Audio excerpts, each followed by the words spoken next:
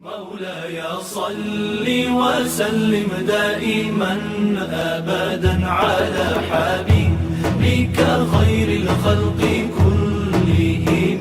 مولاي صل وسلم دائما أبدا على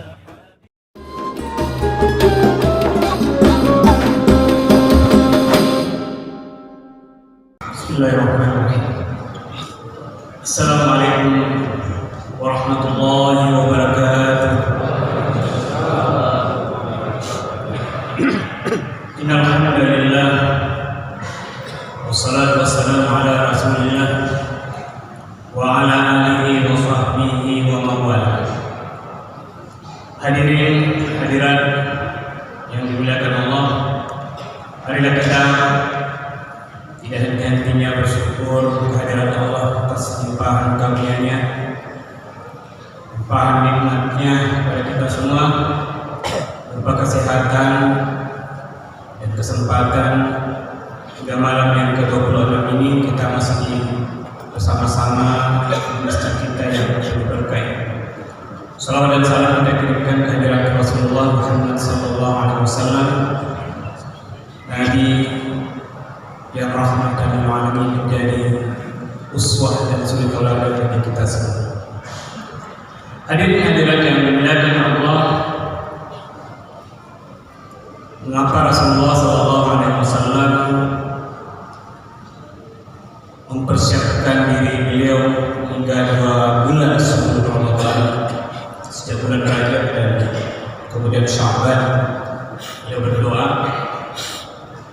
Itu karena untuk kita jadikan sebagai pelajaran, kita jadikan sebagai ibrah bahwa Rasulullah saja yang sudah ghufira lahu ma taqaddama min dzambihi wa ma ta'akhkhara, sudah dijamin oleh Allah Subhanahu wa taala, masih saja mempersiapkan diri untuk mendapatkan Ramadan.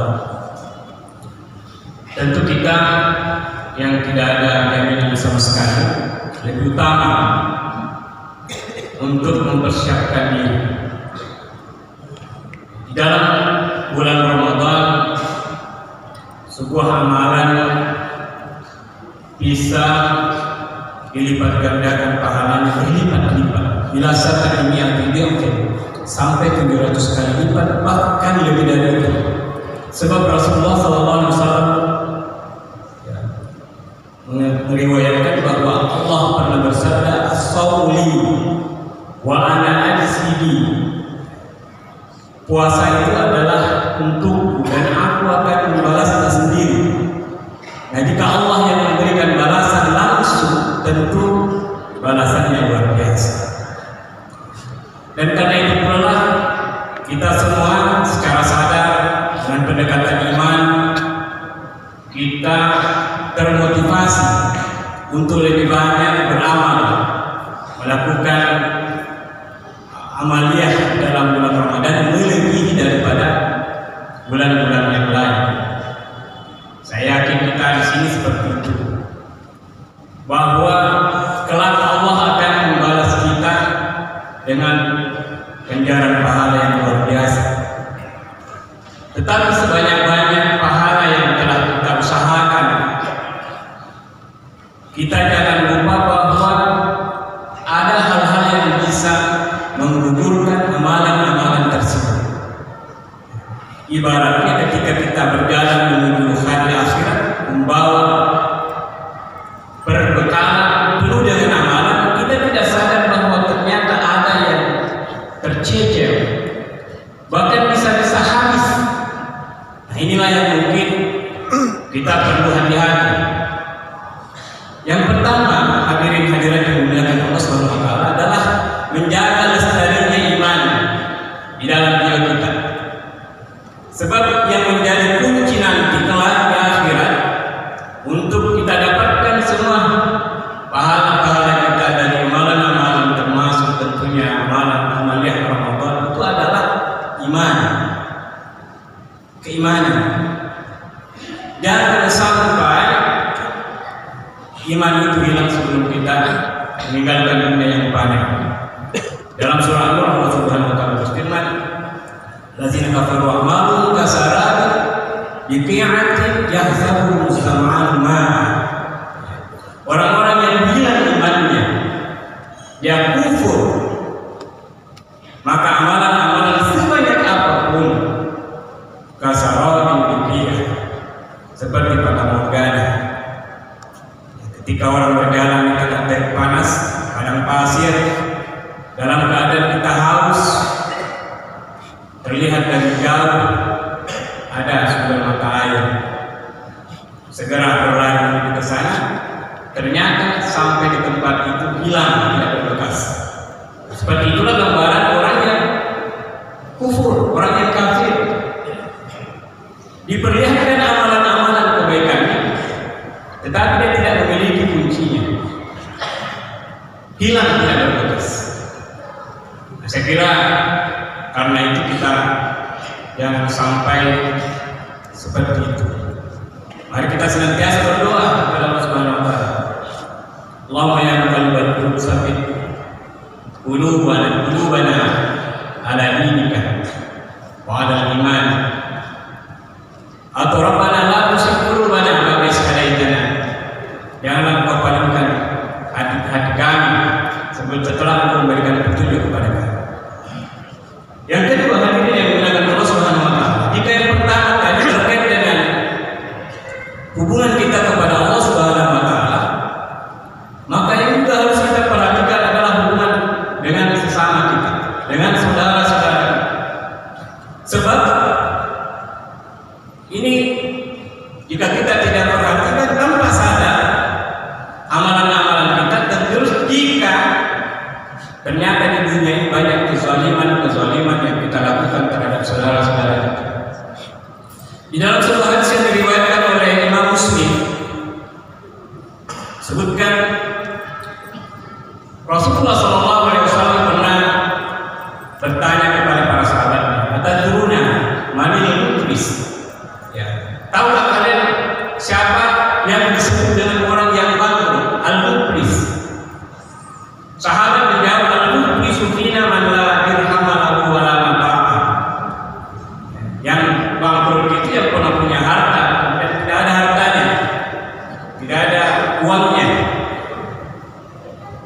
Rasulullah mengatakan, "Al-muflisu min ummati mayati yaumil qiyamah bi salatin wa siyamin wa zakatin wa ya'ti wa qad syatama hadza wa kadzaba hadza wa sababa dama hadza wa daraba hadza." Yang sesungguhnya disebut bangkrut adalah umat yang kelak di akhirat dibangkitkan dengan penuh pahala yang telah dilakukan, dan pahala salatnya, pahala puasanya, pahala zakatnya. Dia dibangkitkan dengan optimisme bahwa dia akan mendapatkan balasan dari Allah dari semua yang telah dia lakukan.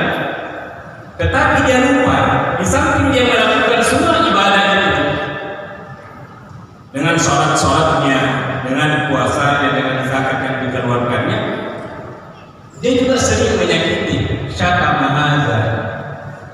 Dia selalu menyakiti dan ucapan-ucapan membuat saudara-saudaranya mendengar menjadi sakit hati. Wa kadzaba hadza, memfitnah saudaranya. Wa akala mala hadza, memakan harta saudaranya, mengambil hak-hak saudaranya secara batil. Wasapa pada bahasa sampai melukai, meneteskan darah, mengucurkan darah saudara-saudaranya atau bahasa secara fisik. Ya. Maka orang-orang seperti ini, kata Rasulullah SAW, ya, baik hasil hasanati wa hasan hasanati. Jadi sebelum dia diberikan semua pahala-pahala yang telah dia dapatkan, ya, orang-orang yang pernah dia zalimi itu datang menuntut haknya, datang menuntut. Kalau satu kompleks dia sakit hatinya kelak, dia akhirnya datang semua. Satu persatu pun yang disakiti hatinya, dizalimi, datang semua menuntut. Wa in hasanatan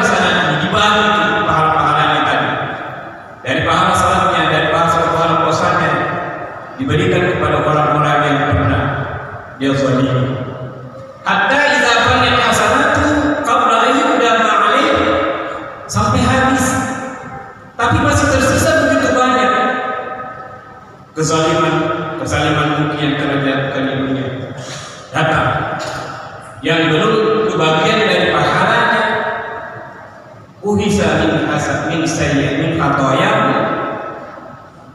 summa turihat alaihi wa turihat ila nar wa kama qala. Dosa-dosa orang yang pernah terzalim ini itu yang diambil sebagai gantinya dan diberikan kepada orang yang pertama tadi yang berbuat salah kepadanya, sampai karena itu dicampakkan ke dalam neraka. Di awal dia yakin karena pahalanya banyak sekali, karena ibadahnya banyak sekali, tapi dia lupa begitu banyak kezaliman, maka yang didapatkan pada akhirnya adalah dosa-dosa orang yang pernah dizalimi.